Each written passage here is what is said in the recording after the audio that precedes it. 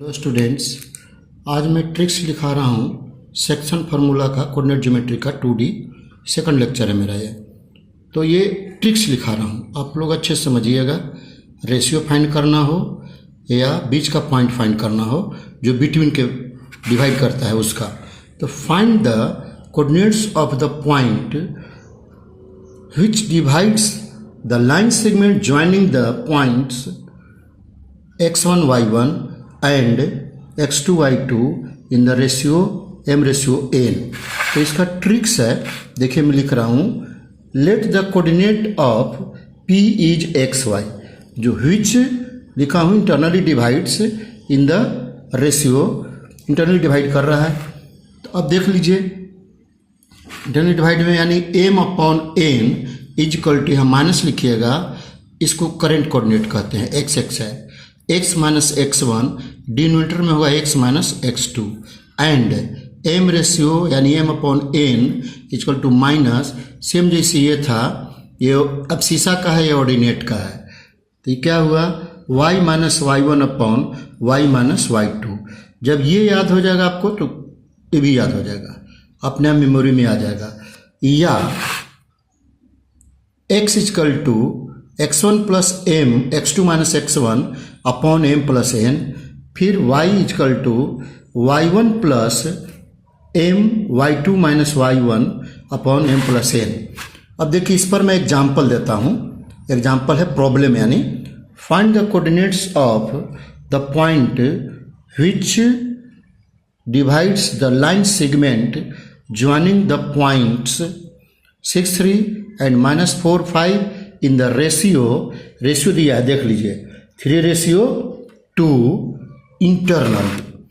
तो अब पहले लिख लेते हैं, m/n क्या है 3:2, x1 y1 का है 6 3, x2 y2 का है -4 5, देखिए लिखा हुआ है x2 y2। तो x y को हम लोग कोऑर्डिनेट, करेंट कोऑर्डिनेट कहते हैं, ठीक है, यहाँ लिख दिया हूँ मैं।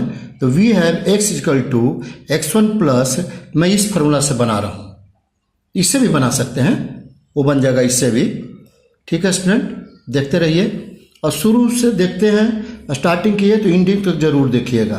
तो देखिए यहाँ सब्स्टिट्यूट कर रहा हूँ, x इक्वल टू x1 क्या है देख लीजिए 6 है, m क्या है 3 है, 3 के भी लिख सकते थे, तो 3 to 5 के एक कैंसिल हो जाएगा, इसलिए रेशियो में इसलिए छोड़ दिया हूँ। x2 माइनस x1, तो x2 माइनस x1 देखिए -6 -4 -6 -10 हो जाएगा, और नीचे 3 + 2, ये रेशियो है 3 + 2 5 हो जाएगा।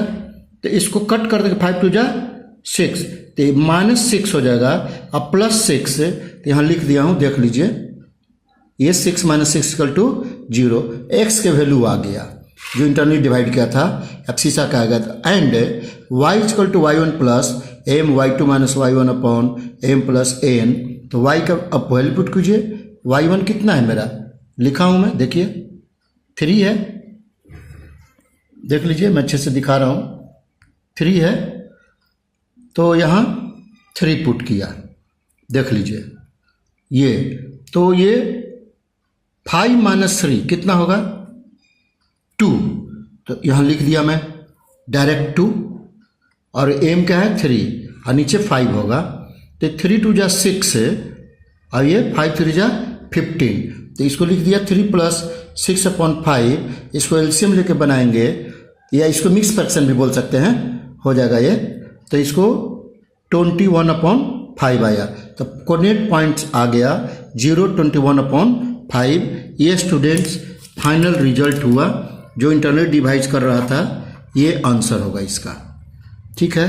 अब रेशियो निकालना होगा आपको, तो इस फार्मूला से अप्लाई कीजिएगा, ये देखिए, ठीक है स्टूडेंट्स, देखिए मैं बता दे रहा हूँ, देखिएगा जब रेशियो फाइंड करना होगा इस फार्मूला से यूज कीजिएगा, ठीक है, और x और y फाइंड करना होगा बिटवीन का पॉइंट, तो ये अप्लाई कीजिएगा, आपको ज़्यादा इजी लगेगा, सबसे बढ़िया।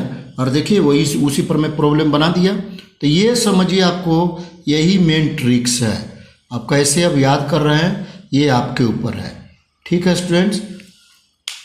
आप लोग अच्छा है देखते रहिए मेरे चैनल को और नॉलेज इम्प्रूवमेंट होगा, ऐसा नहीं है कि नहीं इम्प्रूवमेंट होगा।